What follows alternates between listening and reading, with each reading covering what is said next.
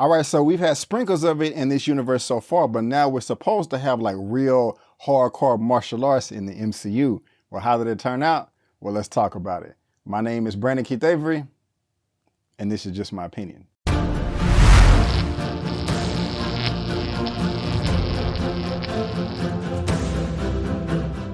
Hey, what's going on, everyone, and welcome back to another episode of Just My Opinion for my movie review for Shang-Chi and the Legend of the Ten Rings. And if this is your first time finding me and you happen to like the video, please give me that thumbs up and consider subscribing. All right, guys, if you know me, if you're subscribed to my channel, if you've heard me say this a ton of times before, that martial arts films is my #1 most exciting piece of entertainment out there. And then second is comic book adaptations. I love Marvel. I love the MCU. I love Marvel Studios. So when you combine those two into one, my expectations are like through the roof. I mean, I was so giddy to see this film, not as much as Black Panther, because that was like one of my most anticipated films in life. But this one right here comes like a close second or third or fourth after like Avengers Infinity War or Endgame.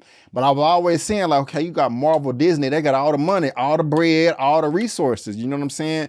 And so me going into this, I'm like, I don't want to just see no comic book film. I want to see some badass martial arts. I want to see somebody get their asses kicked. I want to see some boom, boom, boom, boom. I want to see all of that, you know what I'm saying? That's how I was going into this. Now, you got the movies, The Raid and The Raid Redemption that came out a number of years ago, like almost 10 years ago with Gareth Evans, and he did a great job with that. Films cost like $3 to $4 million. I don't think more than $5 million for each of those films. And they were fire. That's like a staple to me. So I'm saying to myself, okay, hey, Marvel Disney got all these resources. You know what I'm saying? There's no reason why the martial arts can't be as good as that film right there. You know, $100 million, $150 million, $200 million, opposed to $3, $4, $5 million.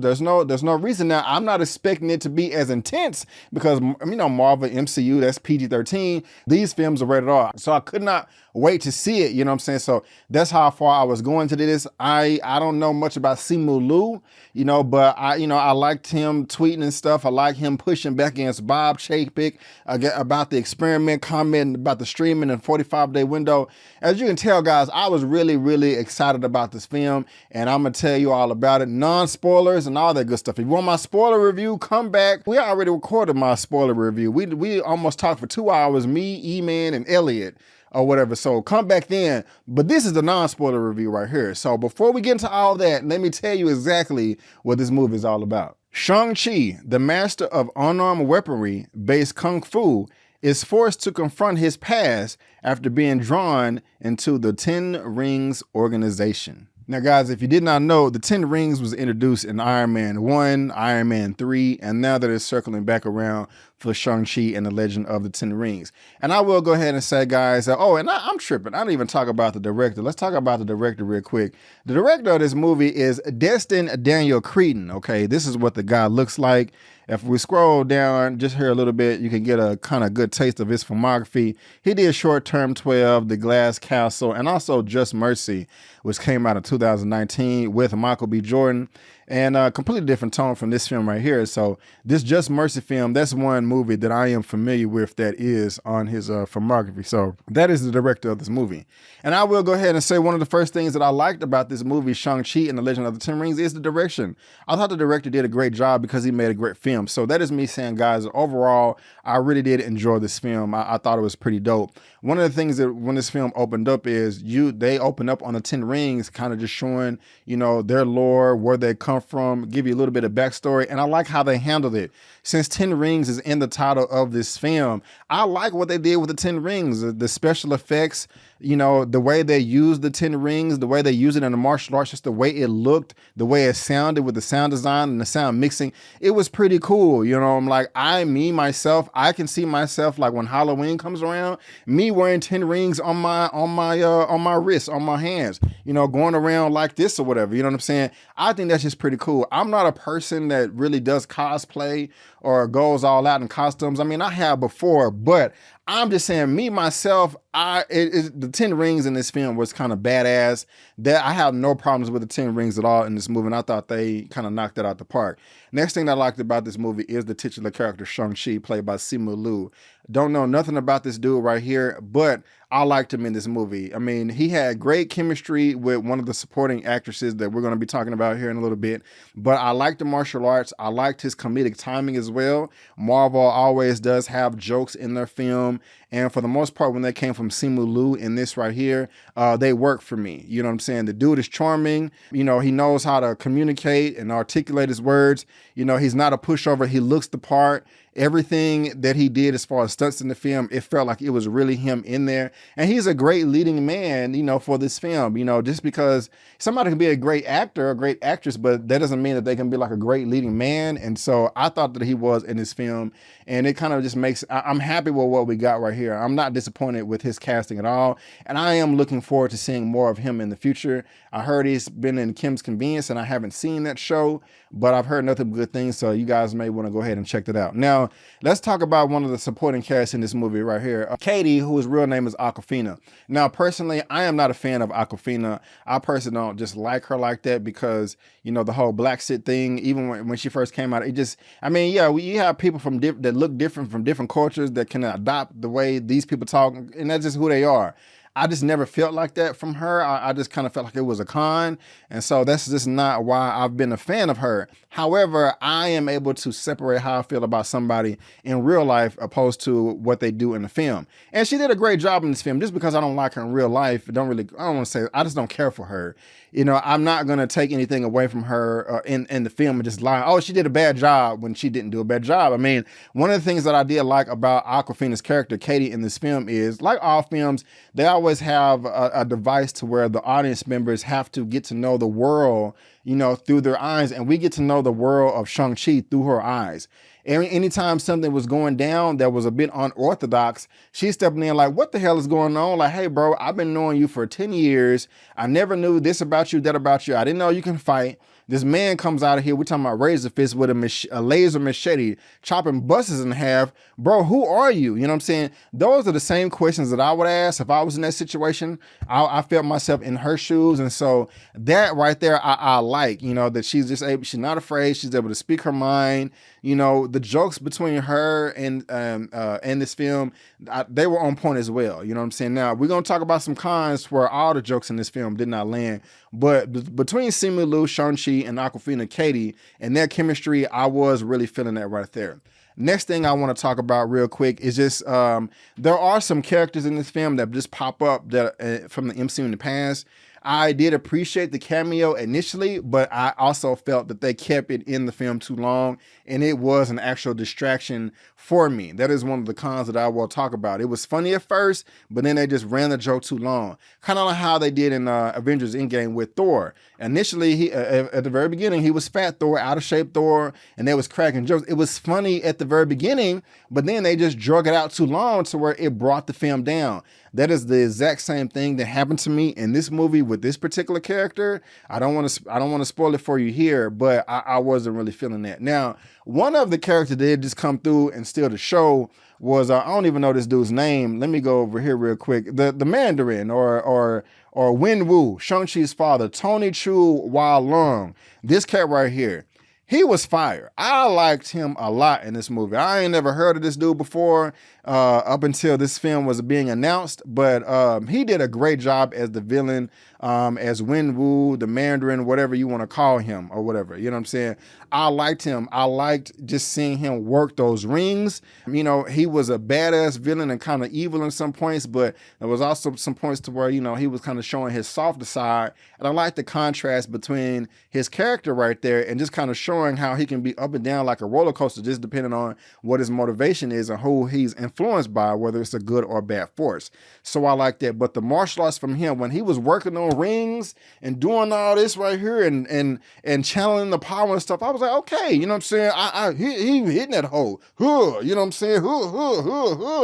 I was feeling all that, you know? And so everything about him was pretty dope too. I like that. I like Michelle Yeoh in this film, and not kind of a knock. She was in this film but just a little bit. They should have had more Michelle Yeoh in this, but they I don't know. They just should have had more of her in this film, but they didn't for some reason. Now, two other characters that I want to talk about. One being Jai Ling is a character's name. I don't know how to, Ming'er Zhang, this young lady right here. Now, I have to say this. She was playing Shang-Chi's sister.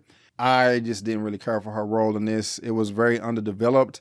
And I mean, they could have just did so much more with her character, but I don't know what they was doing. I see what they was trying to do. It's just the execution didn't work for me. And I think it was because of the acting.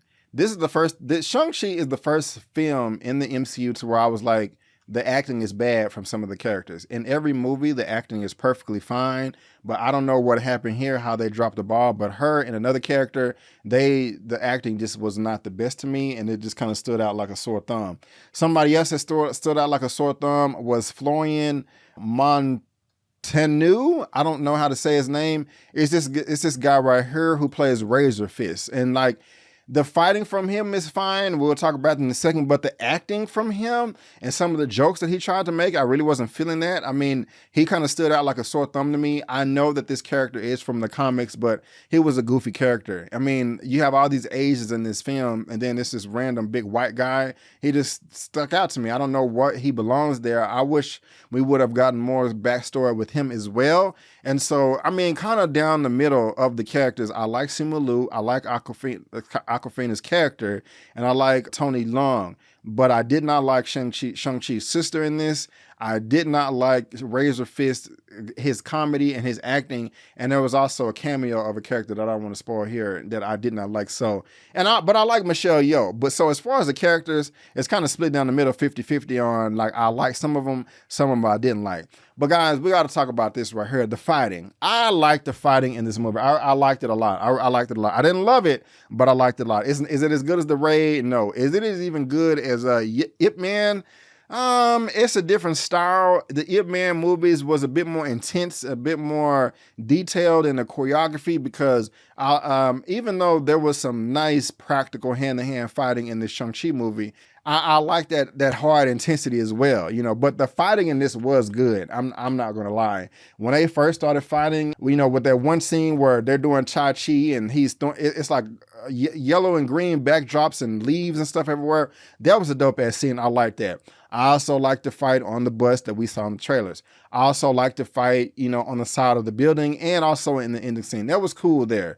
They had different styles here and there and all that good stuff. I like that. That was cool. So yeah, the fighting was good. I did appreciate that. And so it's not the best in the world. It didn't blow my socks off. I'm not blown away by the fighting, but it was passable. You know what I'm saying? It was good. You know, I appreciate what they did. I also love the cinematography in this film. There was a number of aspects that just looked absolutely beautiful. Some, you know, more than others. And also the sound mixing, the sound design, when they was using those rings and the sound effects that was coming from that, you know, it was nice. The sound effects, you know, bones and body parts hitting each other when people are attacking and defending each other. I liked all that. Weapons and all that stuff. It was cool. I liked it. I liked it. I liked it. Now, something that I did not like in this film that I talked about in my car in my non-spoiler fresh out the theater reaction is, I said that there was too many points in this movie where I was just kind of saying to myself, what was the point of this? What was the point of that? Wong and Abomination being in this film, which was in the trailers, was 100% pointless. There was no reason for it to be in the movie, and it was shoehorned in, unfortunately. Now, I know that when news of this movie first came out, when it was announced, Benedict Wong, the character that plays Wong from Doctor Strange, you know, he campaigned to be a part of this movie. And I don't blame him. You know, he a completely Asian cast almost. He's Asian. He want to be with more Asians. Even if it's not, he just want to be in the movie. It makes sense to me. But when I was watching it, after the scene ended, where an Abomination and Wong was fighting, I was like, what was the point of that? They just threw it in the movie just to throw it in the movie to sell tickets or something. It was no point of being there. Now, I will give credit where credit is due. While he was fighting Abomination, there was a particular move that he did. I'm not going to spoil it for you. It's where I was like, God damn, that was clever. I like that a lot. I like when characters use their brain. If you have an ability to do something, what are all the great ways that I can use this one ability? Use my mind, and Wong was able to do that. He was able to do it in Infinity War as well, or Endgame. I can't remember exactly which one. But I like the way Wong uses magic. It makes sense. It just makes sense. It's like, okay, this character is truly stronger than me. I'm trying to win. They're trying to win. What's the best thing that I can do to come out on top? Now, I'm not going to tell you who won or lost, but I'm just saying that in the fight, there was one particular move. I was very impressed by that. So that impressed me, but overall, their involvement in the film made no sense to me. Now, as far as what is it, Abomination kind of adapting to his comic book appearance, I like that because it's been years since the Incredible Hulk 2008, and when he got the Hulk's blood in that film with the Super Soldier Serum, you know, that was kind of in his infancy stage of being the Abomination. So it just makes sense over years he is going to transform into, you know, a different type of being. So I have no qualms there, but the move was cool. The look was cool. It was just kind of pointless in the movie. Other thing that was just kind of pointless was some of the fights. While they were good at one point in the film, I was like, this was pointless. Y'all fought this way and you fought this way. But if this is where you're coming now in the plot right here, I don't understand what the fighting was for. That is a plot hole to me. I mean, character, if this is your motivation and this is the goal that you're trying to accomplish, why didn't you just go straight to the source? You went around the world 7 times and you're doing this, and it just didn't make any sense. And it took the significance of the fighting away to me. Now, there was a line of dialogue that can possibly explain it, and that may be the excuse right there. You're going to have to come back for the spoiler review because we talk about that in great detail. And so you can get more of there, but I don't want to spoil anything for you here. But it was just too many points to where I did not understand the plot or the reason behind. I mean, they gave a reason why. It was just a weak excuse to me. Like where they're going with the plot or some points, and also what the villain of the film, what their main motivation was. It just was kind of weak to me. I mean, I could understand it from somebody else, but you're such a powerful character throughout this entire film, but then you kind of you're vulnerable now, and you just kind of flip it on me to some other type of character. And it's like, I just wasn't buying that. You know, your character is now diluted. And so that's just kind of like frustrating right there. But the character was still badass. Just this aspect of the plot was just a bit disappointing. Going back to some of the things I love were just kind of like the world building. I mean, this is really just expands more on the MCU universe and what it has to entail in the future. And it does raise some questions, not that you want answered at this particular point in time, but just kind of gives you more excitement for what's coming in the future. Like, oh, I wonder what that's about. I wonder what this is about. I can't wait for them to develop that more. And that is another great thing about this film. And like this film it's a family drama, you know, the dynamic between the family, the mother, the father, the daughter, the son, and all that, and their relationship, you know, the upcomings and the fallouts. I liked all of that. Another thing is, of course, this is a Chinese, or, you know, not a Asian-led cast. I mean, I believe a lot of this was in Chinese and Mandarin. So there's a number of scenes where things are subtitled. I like that too. And not the whole film is subtitled, but, you know, a good 30-40% of it. And that's dope. It just kind of just adds more gravitas, more significance, more substance to me. Makes it more real, more tangible. And, you know, I did like that. Me growing up on Asian martial arts films, that's not a problem for me at all. And so I did enjoy that aspect right there. Now, going back to some of the things I didn't like, while the jokes from Katie, Awkwafina's character, and Simu Liu worked, they did not work for the entire film. There was other jokes in this film from other characters to where it fell completely on its face, and it's just completely unnecessary. They were just in the wrong moments. I mean, you can have comedic moments in the heat of a battle, but you got to be careful with it, okay? You just have to be careful with it, because sometimes it can work, sometimes it doesn't work. It worked in Avengers Infinity War, where Groot was like, I am Groot, I am Steve Rogers. That was funny. But in the ending battle, in this scene, in this movie right here, there was just some things, I was just like, God, you're killing the mood, you're killing the vibe. That joke was just not funny to me. And so, but, you know, comedy jokes is subjective, and so, you know, it is what it is. But we got to talk about this ending right here. Now, when I was going into this film, I was like, look, do not shortchange me on the martial arts and give me a whole bunch of CGI bomb fest, okay? They gave us the CGI bomb fest. The third act of this movie, it did have its fighting and its weapons and its hand-to-hand, but honestly, I wish we would have had more. I wish we could have substituted more martial arts for the CGI bomb fest that we got at the very end that did not do anything for me. Now, there was somebody on the panel doing our spoiler review that disagrees with me. You have to go come back and subscribe and come back and watch that video to find out. But it was just a CGI bomb fest to me, kind of like in Black Panther at the end where Killmonger and T'Challa fell into the mine and they was fighting in the air and then fought on the train track. That scene did nothing for me at all. This film is like that, but worse. It's just to where it just didn't do anything for me. I was just like, wow, we got a bunch of CGI. I don't want to explain just what it is, but we got a whole bunch of CGI and I don't know what the hell is going on. Now, mind you, the screen that I did see this on was extremely small. I've only seen it one time at the time of this recording. I know this film was shot with, well, some of the scenes were shot with IMAX cameras, so I do plan on going to go see it in IMAX. I already got my ticket with the safest seat in the house and all that. I'm gonna be double masked up and all that.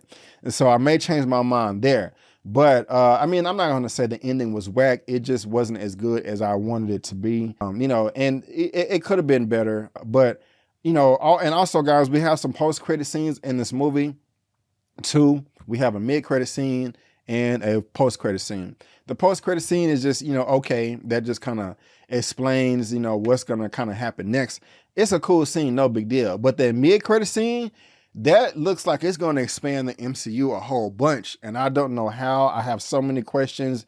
It was two characters that pop up that we've seen before from past MCU films. Of course, I'm not going to tell you. I don't even want to say that because I don't want to spoil it for you. But I was sitting there watching like, man, what is going on with this right here? How is this going to develop? You know what I'm saying? What they going to do with this? So it really got me excited or whatever. So, but I'm going to give my recap at the end. I mean, my rating at the end. But just to recap, I did enjoy the film overall. I really liked it. And, you know, Simu Liu is a great lead. I liked him in Shang-Chi. His co-star Katie, played by Awkwafina, did a fine job. And Wenwu, their father, Tony Leung, he did a great job too. Unfortunately, there was too many things that was pointless in this movie when it came to Abomination and Wong and pieces of the plot that made it kind of uninteresting to me. Like, I thought the whole first act of this movie was damn near perfect. The second act, things kind of just started, like, I kind of started drifting off because I was like, what is the point of this? What is the point of that? But then also the third act, you know, it was kind of a mixed bag for me. Like, I didn't enjoy all the CGI stuff, but I did enjoy some of the fighting and, you know, here and there, you know, I mean, it was just kind of up and down for me, but overall I didn't like it. But you got to come back to watch the full spoiler review when I release that. But overall, guys, when I watched at the theater, I was saying to myself, okay, I think I'm gonna give this a 7 or a 7.5 out of 10. So let me go ahead and give you my rating now of Shang-Chi and the Legend of the Ten Rings. If I had to rate this film out of a 1 out of 10, I think right now, yeah, I'm gonna leave it at a 7.5 out of 10, a 7.5 out of 10. And I wanted to grade this hard. I didn't want to go in biased because I love martial arts films, but it's a good solid 7.5, maybe an 8, but I'm gonna stick with a 7.5. It's not in my top 10 in the MCU, but it's definitely in my top 15. And maybe when this film releases or when The Eternals comes out in 2 months, November the 5th, you know, I may do a whole nother ranking order or whatever. But a 7.5 out of 10, guys, that's my rating for Shang-Chi and The Legend of the Ten Rings. But guys, that is just my opinion, and I want to thank you so much for tuning in. I do appreciate it. If you like the video, please give me that thumbs up and subscribe to the channel. Please click all my other videos as well for more of my content. And guys, again, I just want to thank you so much for tuning in. And before you go, don't forget that my name is Brandon Keith Avery. And that's just my opinion. Peace.